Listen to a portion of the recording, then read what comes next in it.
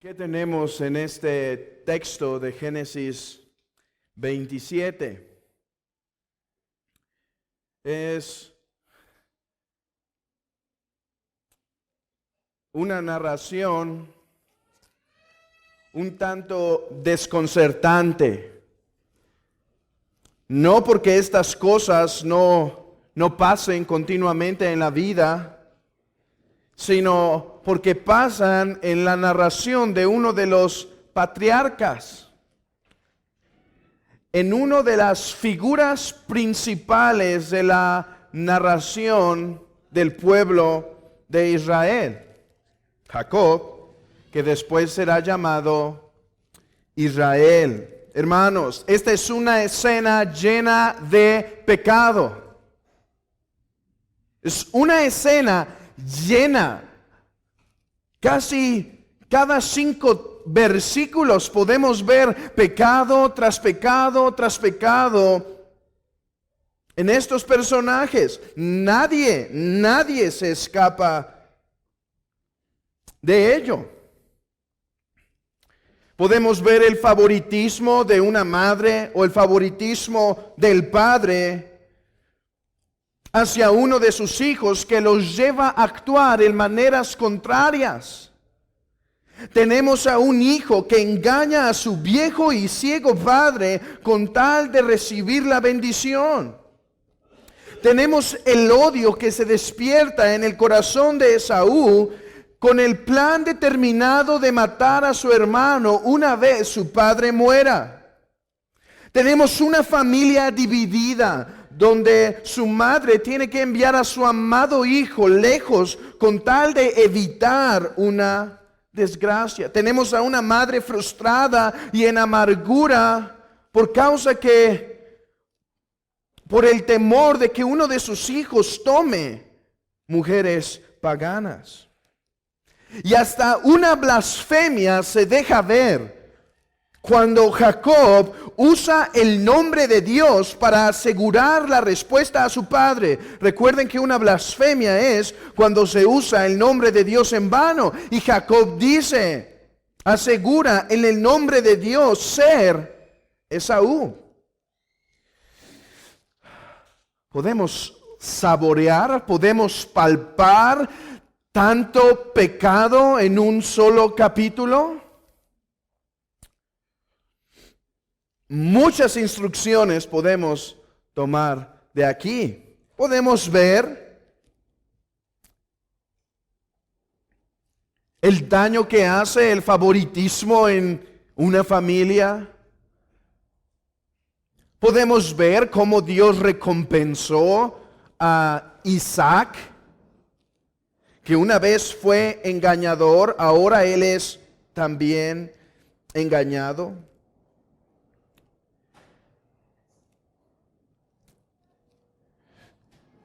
Sin embargo, la pregunta otra vez no es si podemos tomar lecciones buenas y morales para nuestra vida cristiana.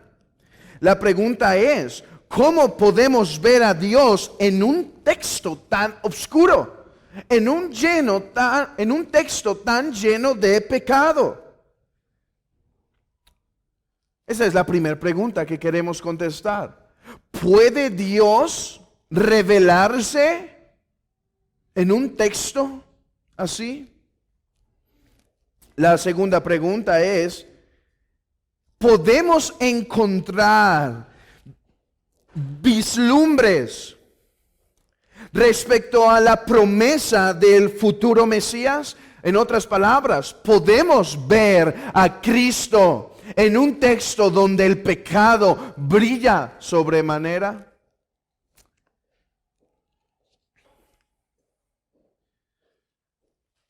La respuesta es, como creo que ya la mayoría de los que están aquí están acostumbrados, que sí, podemos ver a Dios obrar en un texto lleno de pecado y podemos ver, hablando del capítulo 27 en particular, y podemos ver a Cristo resplandecer en este texto oscuro. Pero para lograr responder, para lograr ver esto, no podemos desviarnos de la meta, del propósito principal de la narración. ¿Qué es el propósito principal de la narración? Hermanos, recordemos que hay un principio que iba a gobernar la vida, la relación entre Jacob y Esaú. Este principio se estableció capítulos anteriores cuando en el vientre de Rebeca se encuentra una guerra, una lucha interna, y donde ella va y consulta a Dios cuál es la causa de esta gran batalla en su vientre. Y Dios contesta: la batalla que hay en tu vientre solo es una sombra de esta realidad, que en tu vientre hay dos naciones. Y el mayor servirá al menor. Hermanos, este principio es el que gobierna toda la relación entre Esaú y Jacob. Y después será la relación que gobierne al pueblo de Edom, que Esaú fue el padre, Edom, con el pueblo de Jacob, Israel. Siempre habrá esta contención, pues Dios lo decretó así desde el principio. Eso nos va a ayudar a poder discernir la mano de Dios en esta narración y nos ayudará a discernir cómo Cristo brilla en este texto. Pero esto debe estar bien clavado, bien entremetido en nuestra mente. La narración que se da en el capítulo 26 en adelante es el cumplimiento del decreto de Dios que el mayor serviría al menor. Hay otra cosa que nos puede dar luz en cuanto a esta narración, que nos puede despertar a ver la mano de Dios y la persona de Cristo en este texto. Y es la palabra que se repite más de 22 veces en el texto.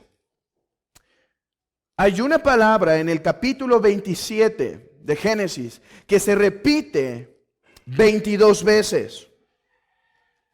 Esta palabra es bendición. Esta palabra que se repite 22 veces, 17 veces como un verbo y 5 como un sustantivo, es la palabra bendición. Si somos atentos entonces a la narración del capítulo 27, toda la trama, todo lo que se está narrando, tiene el propósito de enfatizar quién es aquel que toma la bendición. ¿Quién es aquel que sería la continuación de la simiente de Abraham, de Isaac? Esa es toda la preocupación en la narración. Dios había decretado que debía ser Jacob el que iba a tener la bendición, porque antes que naciesen los gemelos, Dios había decretado: a Jacob amé, mas a Esaú aborrecí, según nos enseña Romanos capítulo 9. Vemos en esta narración entonces una tensión, y aquí, como dice un autor, Isaac demuestra una doble ceguera. ¿Por qué? Porque se les había revelado que era el menor que debía recibir la bendición.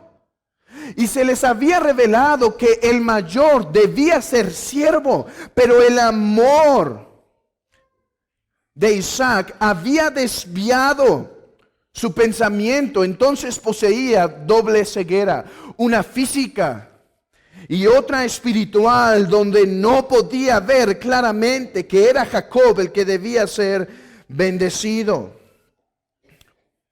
No solo No solo porque Esaú había vendido su primogenitura de tal manera que ahora era legal su bendición.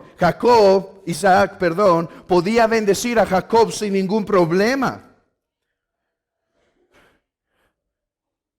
No solo por que Esaú había vendido su primogenitura, sino también porque Esaú no calificaba para ser la simiente prometida. Hermanos, hay características que vimos la ocasión pasada en Esaú que no lo capacitan, que lo descalifican para ser la simiente prometida. ¿Qué?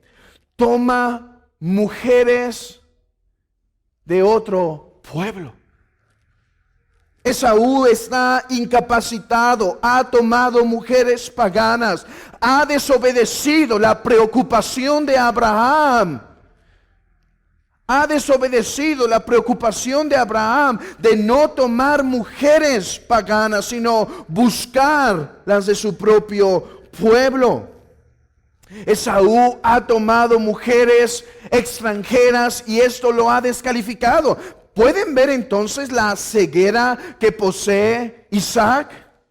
No solo Esaú ya no es el primogénito legalmente, pues la vendió, sino que Esaú tiene un carácter descalificado, pues tomó mujeres hititas para sí. Pero la más grave ceguera de Isaac es que no obedece y no se somete al decreto que Dios les había revelado claramente. Ahora,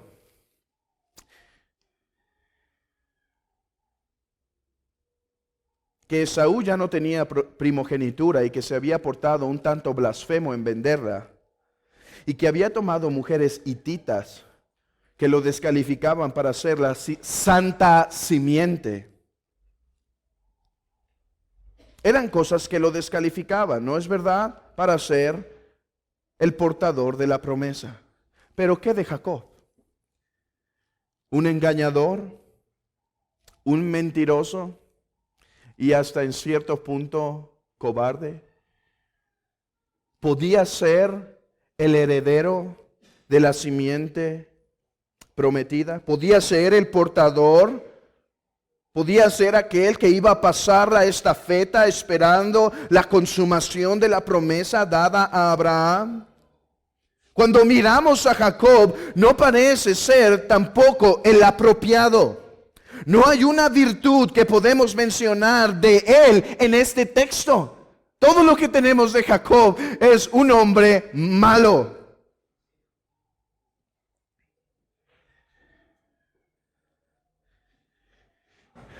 ¿Por qué es entonces que Jacob es el elegido? Por causa del decreto que Dios había establecido. Eso capacitaba a Jacob de ser la simiente prometida. Eso capacitaba a Jacob de ser el portador del futuro Mesías.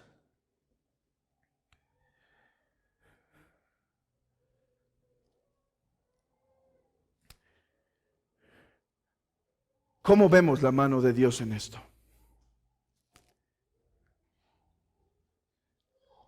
Dios cumple sus promesas. ¿Qué había prometido Dios a Rebeca? El mayor servirá al menor. ¿Qué tenemos en Génesis 27? El cumplimiento de esa promesa, donde el Padre, en una forma de oráculo, en una forma de profecía, bendice a Jacob diciendo: tus enemigos te servirán. Vemos eso, hermanos. Podemos regocijarnos esta mañana en ver que Dios cumple sus promesas, pero hay algo más.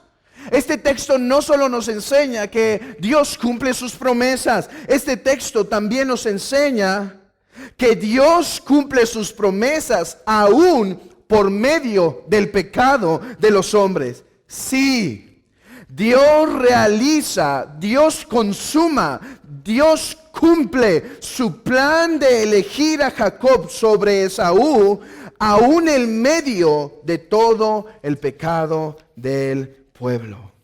Maravilloso pensamiento que está más allá de nuestro alcance, de cómo es que Dios, habiendo decretado que Jacob sería servido por su hermano, Dios cumple la promesa a través del pecado de los hombres sin él contaminarse ni un poco. Dios jamás se contamina del pecado cuando usa el pecado de los hombres para cumplir sus decretos. Sublime pensamiento, alto pensamiento, alto es, dice el salmista, no lo puedo comprender. Esta mañana venimos a adorar a Dios, pero no pensemos en Dios como una criatura más grande que nosotros. Él está más allá de todo pensamiento. Es lo que los teólogos han llamado la incomprensibilidad de Dios. Y ciertamente así es nuestro Dios, muy alto para que la mente finita comprenda quién es Él y cómo son sus decretos. Hermanos, adora a este Dios, no al Dios que puede ser conocido por el científico después de hacer unas cuantas investigaciones. Nosotros venimos a adorar al Dios, el cual tardaremos toda la eternidad para comenzar a entender y comprender algo de Él. Me gustaría mostrar cómo esto nos lleva a Cristo, pero antes me gustaría dar unas palabras de exhortación, o como decían las divisiones de los sermones puritanos, algunas palabras de sabiduría, algunas lecciones. Hay salmos sapiensales que tratan de darnos inteligencia. Y creo que cuando hablamos que Dios cumple sus decretos a través del pecado de los hombres, es necesario hacer esta exhortación. Cuando eres tentado de tu propio corazón o por las influencias de Satanás o del mundo, no caigas en el engaño del diablo que te dice, Dios puede usar tu pecado para el bien al final de cuentas. ¿No has leído Génesis 27 que usa el pecado de estos dos hombres para el bien del pueblo? Es verdad que Dios puede usar ese pecado. Sin embargo, Jacob, Rebeca, Esaú, Isaac son culpables de él. Hay un libro que se llama Las artimañas de Satanás y que despliega las diferentes formas, escrito por un puritano, en que Satanás puede tentarnos. Y esta es una, diciendo, en primer lugar, grandes hombres del pasado han caído en pecado, ¿por qué no tú caer? Pero hay otra forma diciendo, Dios puede usar para bien tu pecado. ¿Qué pasa si caes un poco? Él lo va a arreglar y quizás resulta mejor. No, aunque Dios lo usa para el bien, nosotros seguimos siendo responsables y debemos dar cuentas a Dios en cuanto a nuestros pecados. Nunca habrá una excusa delante de Dios que podamos decir, yo caí con el propósito que tú pudieras usar mi pecado para tu bien. Él dirá, yo por mi tremenda sabiduría, por mi alta sabiduría, lo he usado para bien, por mi profunda, incomprensible soberanía. Pero tú eres responsable cuando pecas. Creo que es importante no permitir que Satanás use este precioso texto, este gran texto para engañarnos con sus dardos. Pero habiendo visto entonces estas palabras de instrucción para la vida cristiana, habiendo visto cómo es que Dios se revela, aún en estos textos que están llenos del pecado de los hombres, pues Él cumplía su promesa, permitiendo a los hombres que andaran en su pecado y al mismo tiempo llevando a cumplimiento lo que Él quería sin contaminarse. Hermanos, ¿no está más allá de nuestro alcance esa lección, esta doctrina? Pero es esto mismo que es aquello que nos lleva a meditar en la cruz de Cristo. Porque hay un texto en el Nuevo Testamento que justamente revela eso. Dios cumple sus decretos a través del pecado del hombre. Podía pensar Israel, es verdad, los enemigos no nos podrán hacer daño, pues Dios es muy fuerte, pero el pecado no podrá frustrar los planes de Dios. La respuesta es no, nada lo puede frustrar. Es más, Él utiliza esos pecados para cumplir sus promesas. Vean este texto en Hechos 2:42.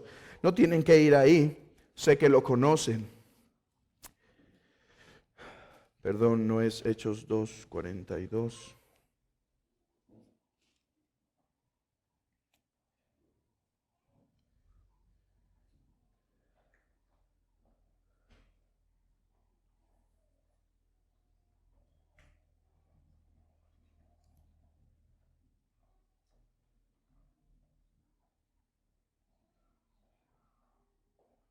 Versículo 22, Hechos 2:22.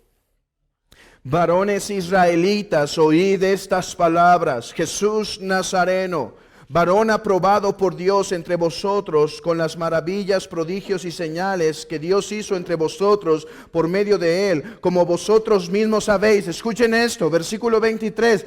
A este, entregado por el determinado consejo y anticipado conocimiento de Dios, prendisteis y matasteis por manos de inicuos, crucificándole. Los hombres actuaron de sus propios deseos al querer entregar a Cristo para que fuese crucificado. Pero cuando los hombres pensaban, o Satanás pensaba, frustrar los planes de Dios, simplemente es como Dios lo había decretado para que Cristo fuese crucificado en el lugar de los pecadores. Nada frustra las promesas de Dios, aun cuando el pecado es tan oscuro, Dios lo usa para un gran bien. Judas. Y no debemos pensar de la muerte de Cristo. Esto nos enseña que no debemos pensar de la muerte de Cristo como un accidente. No pasan accidentes en este mundo. Sí, no pasan accidentes en este mundo. Todo es hecho. Todo es cumplido por el decreto de Dios. Judas no entregó a Cristo como algo que salió del plan de Dios. Simplemente, él actuó de su propio corazón mientras Dios cumplía su plan como lo había determinado. Hermanos, este texto nos asegura que la simiente prometida iba a llegar aunque el hombre tratara de frustrar el camino del Señor por su pecado. Y este texto nos enseña una verdad importante para nosotros como creyentes. Hermanos, algunos arminianos dicen que la salvación no se puede perder, pero tú te puedes perder. Ok, estás en la mano de Dios y nadie te puede separar, y eso es verdad, pero tú te puedes caer. Hermanos, qué seguridad que aún ni nuestro pecado podrá separarnos del amor de Dios. Esto no es un ánimo para pecar. Esto es un ánimo para no pecar. Pero qué consuelo, qué certeza nos da esto para adorar a nuestro Dios, preparar nuestros corazones en este momento para venir y adorar a Dios Y decir como dice el himno, cuán grande es Él. Y decir como dice el salmista, más allá de mi comprensión, eres tú, Señor. Alto es, no lo puedo comprender. Altos son tus pensamientos. Hermanos, este es nuestro Dios. Uno que no puede ser burlado o frustrado por ninguna causa en lo que ha decretado. Preparemos nuestros corazones y adoremos a nuestro Dios.